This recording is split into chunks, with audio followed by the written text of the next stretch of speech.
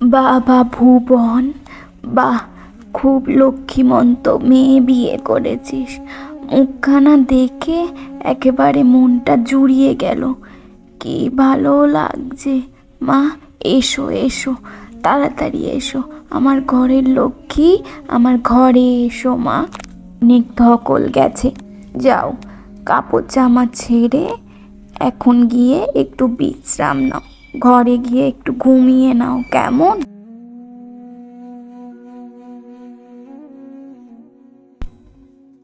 অঞ্জলি তার শাশুড়ির কথা মতো খাটে শুয়ে একটু বিশ্রাম নিচ্ছিল, কারণ বিয়ের সেদিনটা তার কাছে খুব ধকলের দিন ছিল। এইভাবেই কিছুক্ষণ ঘুমানোর পর তার ঘুমটা হঠাৎই ভেঙে যায়। এ বাবা, অনেকটা দেরি হয়ে গেল, কি হবে? নতুন বিয়ে করে এসেছে, ছি ছি, এতক্ষণ কেউ ঘুমিয়ে থাকে।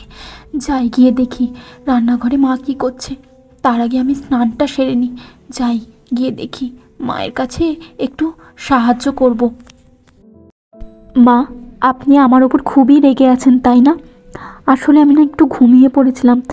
কদিন একটু আমার ওপর দিয়ে একটু ধকল গেছে তো, তাই আমি উঠতে পারিনি। কিছু মনে করবেন না, আমাকে বলুন কি করতে হবে, আমি সব করে দিচ্ছি, আপনি বিশ্রাম নিন।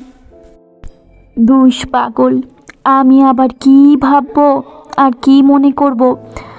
আমি তো তোমাকে বললাম গিয়ে বিশ্রাম নিতে।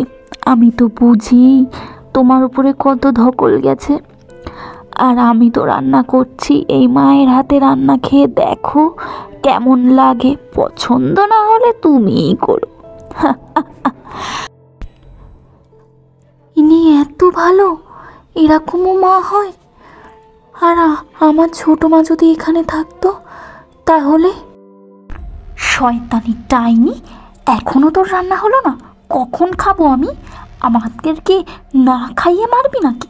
সারাদিন তো কিছুই করিস না, এই ঘরের কাজ করতেই এত সমস্যা তোর। মনে হয় চুলের মুঠি ধরে নাড়িয়ে দি। হয়েই এসেছে মা, আর আর 10টা মিনিট তুমি একটু দেরি করো, আমার সব রান্না হয়ে গেছে। এই মাছের ঝোলটা হলেই হয়ে যাবে, তারপরে আমি তোমাকে খেতে দিয়ে দেবো মা। 2 দিন পর অঞ্জলি বাড়ির সকলের জন্য জল খাবার করলো, আর তখনই ঘটলো একটি অঘটন। প্লেটটা তার হাত থেকে পড়ে ভেঙে গেল, আর সে তো খুবই চিন্তায় পড়ে গেল। হে ভগবান, আমি আবার কি করলাম? প্লেটটাই ভেঙে ফেললাম, আমার দ্বারা কিচ্ছু হবে না। এক্ষুনি এসে আমাকে মারবে, কি হবে তখন আমার? আমাকে ক্ষমা করবেন মা, আমি বুঝতে পারিনি আমার হাত থেকে পড়ে প্লেটটা ভেঙে গেছে। আমাকে মারবেন না দয়া করে, আমাকে ক্ষমা করে দিন। আরে তুমি এত ঘাবড়াচ্ছ কেন পাগল মেয়ে? একটা প্লেটই তো ভেঙেছ, এটা তো সবারই হতে পারে, আমার ক্ষেত্রেও হতে পারে। এটা তো কখনোই আমি তোমাকে দোষ দেব না, এটার জন্য এত কেন ঘাবড়াচ্ছ? আর একটা সামান্য ব্যাপারে আমি তোমাকে মারবো বা কেন? তুমি এরকম মনোভাব আনছই বা কেন? আর তুমি এরকম এড়িয়ে থাকো কেন আমার থেকে? আমি কি খুবই খারাপ? আসলে আপনি তো জানেন যে আমি ছোট মায়ের কাছে মানুষ ছোটবেলা থেকে। আমি একবার একটা প্লেট ভেঙে ফেলেছিলাম, তাই মা আমাকে খুবই মেরেছিল। আমার সেই ভয়টাই আছে। আমার মনে হয় যে আপনিও হয়তো আমাকে মারবেন। শয়তান মেয়ে, আমার এত স্বাদের কাপ প্লেটটা তুই ভেঙে দিলি? তোর লজ্জা করে না? অসভ্য মেয়ে কোথাকার। ওই জন্য আপনাকে একটু আমার ভয় লাগছে, যদি আপনিও আমার ছোট মায়ের মতো হন, ওই জন্য একটু ভয় পাচ্ছিলাম আর কি। ভয়ের কোনো কারণ নেই পাগল মেয়ে, তুমি এখানে একদম নিশ্চিন্তে কাজ করো, আর আমি তোমার মা, এটা ভেবে সবসময় এই বাড়িতে থাকবে, কেমন? পাগলি মেয়ে কোথাকার। হঠাৎই একদিন রাত্রেবেলা অঞ্জলির খুব জ্বর আসলো, আর তার শাশুড়ি মা তার মাথার কাছে বসে সারা রাত ধরে জলপট্টি দিতে থাকলো। এইরকমভাবেই রাত কেটে ভোর হয়ে যায়। পরদিন অঞ্জলি একটু সুস্থ বোধ করলে তার শাশুড়ি মা তার জন্য খাবার নিয়ে আসে। মা অঞ্জলি, এখন শরীর কেমন লাগছে? আগের থেকে একটু সুস্থ বোধ করছো তো? এই নাও, এই খাবারগুলো খেয়ে নাও, একদম না শুনবো না, খেয়ে তাড়াতাড়ি সুস্থ হয়ে নাও। আপনি সারা রাত আমার পাশে ছিলেন না, ওই জন্য তো আমি সুস্থ হয়ে গেলাম। আর মা, আমি ভুল ছিলাম, সবাই খারাপ হয় না, সবাই খারাপ হয় না। আপনি আমার একদম নিজের মা, আমাকে আপনি সুস্থ করেছেন। আমি তো তোর নিজের মাই রে। আমার এতদিন একটা ছেলে ছিল, আর তুই আর একটা মেয়ে হলি। নে, এখন তাড়াতাড়ি খেয়ে নে দেখি। পলাশবনি বলে একটি গ্রাম ছিল। সেই গ্রামে থাকতো দুই বউ। তাদের মধ্যে ছিল খুব ভাব, একে অপরে মিলেমিশে থাকতো। তার মধ্যে বড় বউ খুব সুন্দর রান্না করত, আর ছোট বউ তার রান্নার প্রশংসা করত।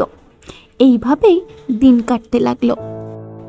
উফ, আগের দিন কচু শাকটা যা রান্না করেছো না, পুরো মুখে লেগে আছে। তুমি যে কি সুন্দর রান্না করো, বলার মতো না। আরও নতুন নতুন কিছু খাওয়াও, পেট তো খালি হয়ে গেল। থাক থাক, অনেক হয়েছে প্রশংসা করা। রোজ রোজ এত নতুন নতুন পদ রেঁধে খাওয়াই, তাও তোর আঁশ মেটে না। ঠিক আছে, আবারও খাওয়াবো চিতল মাছের মুইঠা। দুই বউয়ের মধ্যে খুবই ভালো সম্পর্ক ছিল।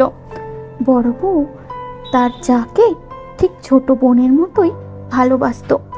বড় বউ রান্না বান্না সব কাজে পটু হওয়ায় সে একটু বেশি কাজ করত, আর ছোট বউ বড় বউকে একটু সাহায্য করত। এইভাবে দুজনে মিলেমিশে চলতো। বলি বৌমারা, আমি কি আজকে চাটা পাবো না নাকি? তোমরা দুজন গল্প করতে বসলে আমার দিকে আর খেয়াল থাকে না। চাটা দাও।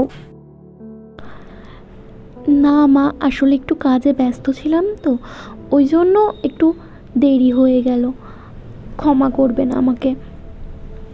আরে না না, ঠিক আছে, তোমরা এই দুই যা যে মিলেমিশে থাকো, এটাই দেখে আমার চোখে শান্তি, আর কিছুই না। দাও, চা দাও। ফুচকা ফুচকা, খুব সুস্বাদু ফুচকা। কে খাবেন ফুচকা? তাড়াতাড়ি চলে আসুন আমার এই স্টলে, তাড়াতাড়ি চলে আসুন। ফুচকা ফুচকা লাগবে, ফুচকা, খুব সুস্বাদু ফুচকা। দিদি, বাইরে ফুচকাওয়ালা এসেছে, চলো না ফুচকাওয়ালার কাছ থেকে ফুচকা খেয়ে আসি। অনেকদিন ফুচকা খাই না, খুব মজা হবে। ঠিক আছে ঠিক আছে, চল খেয়ে আসি। তুই আমাকে পাগল করে ছেড়ে দিবি, সত্যি। হ্যাঁ দিদি, বলুন কটা ফুচকা খাবেন? আমি এখনই বানিয়ে দিচ্ছি।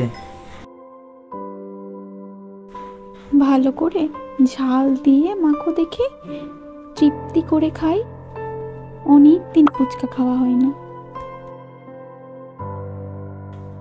বড় বউ ফুচকা নিল, নেওয়ার পরে ফুচকা যেই মুখে দিল, মুখে দিয়ে খেতে লাগলো, আর মনে মনে ভাবতে লাগলো এই ফুচকা কিভাবে বাড়িতে বানানো যায়, কারণ সে যে খুবই ভালো রান্না করতো। শোন ছোট, আমি একটা কথা ভাবছি, কালকে যে আমরা ফুচকা খেলাম, সেই ফুচকাটা যদি আমি বাড়িতে বানাই তবে কেমন হয়? বাহ, দারুণ সুন্দর কথা বলেছি দিদি। আমি তো অপেক্ষা করে আছি, কবে বাড়িতে ফুচকা বানাবে তুমি, আর আমি খাবো। তাড়াতাড়ি বানাও দিদি, আমি তো আর তর সহ্য করতে পারছি না। বাহ দিদি, তুমি খুব সুন্দর ফুচকা বানিয়েছো। আমরা যার কাছে ফুচকা খেয়েছিলাম তার থেকেও খুব সুন্দর হয়েছে, এক কথায় দারুণ। তার এই ফুচকা খেয়ে ছোট বউ বড় বউকে একটা ব্যবসা করার প্রস্তাব দিল। বলল যে যেন ফুচকা নিয়ে সে বিক্রি করে, এতে তার ভালো ইনকাম হবে। তার কথা শুনে বড় বউ সেই মতো একটি ফুচকার দোকান খুলে ফেললো। বলুন দাদা, আপনাকে কি ফুচকা দেব? দই ফুচকা, চাটনি ফুচকা, না জল ফুচকা? আমার দোকানে বিভিন্ন রকম ভ্যারাইটিস পাবেন।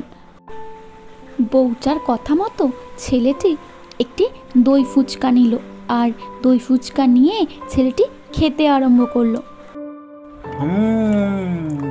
হ্যাঁ, সত্যি অসাধারণ। এরকম ফুচকা আমি জীবনে খাইনি। আপনার এই ফুচকাটা আমি সোশ্যাল মিডিয়ায় প্রচার করে দেবো, যেন সব লোক এখানে আসে। এইভাবে তার দোকানে আস্তে আস্তে ভিড় জমতে শুরু করলো। প্রথমে 3 থেকে 4 জন, তারপরে গ্রাম শুদ্ধ সবাই তার ফুচকা খেতে আরম্ভ করলো। সেই গ্রামের লোকের এত ভিড় পড়ে গেল তার ফুচকার দোকানে যে কল্পনারও বাইরে। সে তখন তার ছোট যা দুজনে মিলে সেই ব্যবসাটা চালালো, আর কিছুদিনের মধ্যে খুব বড় লোক হয়ে গেল।